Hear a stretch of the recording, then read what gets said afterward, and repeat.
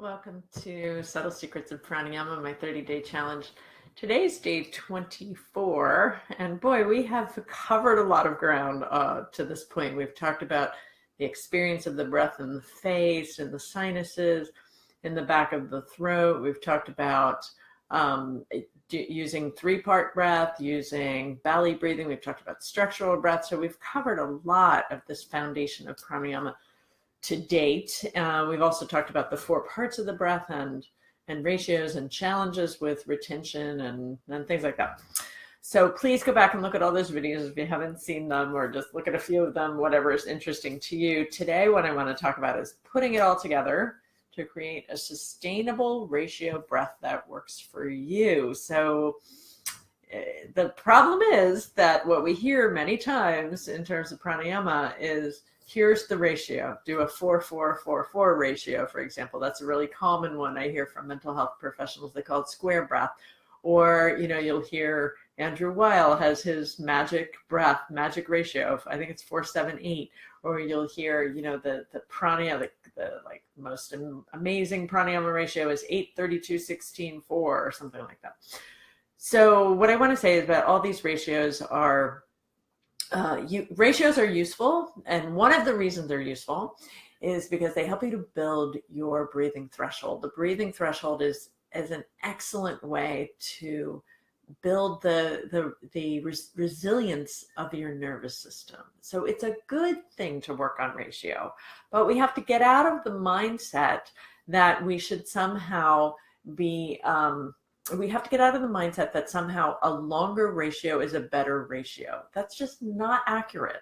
The best ratio is the one that optimizes your nervous system. And since your nervous system is a reflection of your biography, it would make sense that you have a ratio that works for you and probably not anybody else, right? So we have to get out of this idea of one size fits all ratios. That's what causes problems. That's why pranayama gets a bad name, I think. Well, there's lots of reasons, but that's one of the reasons it gets a bad name, because people are trying to do ratios that aren't appropriate for the biography that presents itself as your nervous system. So we have to find the ratio that works for us, okay?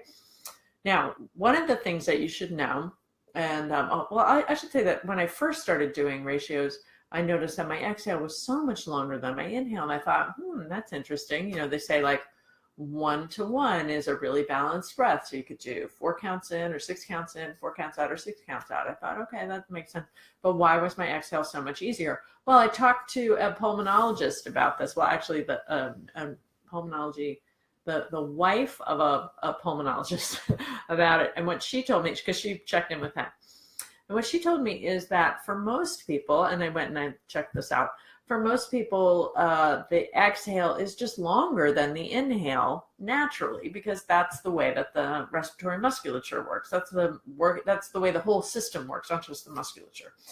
It tends to be that our exhales are longer than our inhales for most people. So even for many people, she told me the exhale can be twice as long as the inhale, which means that a 1-part inhale to a 2-part exhale is very natural for many people, right? So 4 in, 8 out could be really easy for many people. Doesn't mean it's easy for you, but that could be an easy way to approach it. So if you keep it in your mind as you're building your ratios, that the inhale might be shorter than the exhale, that's a good way to build the ratio.